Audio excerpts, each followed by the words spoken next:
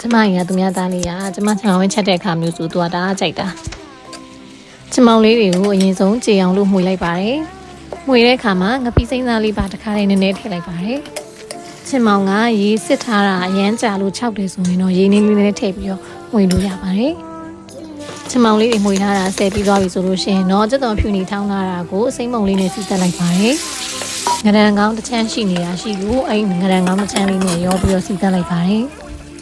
ကျမကလေအပင်မောက်လေးတွေဆိုလို့ရှိရင်သူကနှုတ်ပြီးတော့တခါတည်းကြည်သွားတာအခုကျမအပင်မောက်ဝယ်လာတော့မှဒါတော့တိတ်မကြည်ခြင်းပေါ့နော်ပြီးရင်တော့ငယ်လေးစိမ်းလေးမှုအောင်လို့အုပ်လိုက်ပါတယ်ပြီးတော့မှငံပြားရည်လေးခတ်တယ်အရသာအနေနဲ့ကြတော့စားနဲ့ကျမကငါးမှုန်လေးကိုထပ်ပြီးတော့ခတ်လိုက်ပါတယ်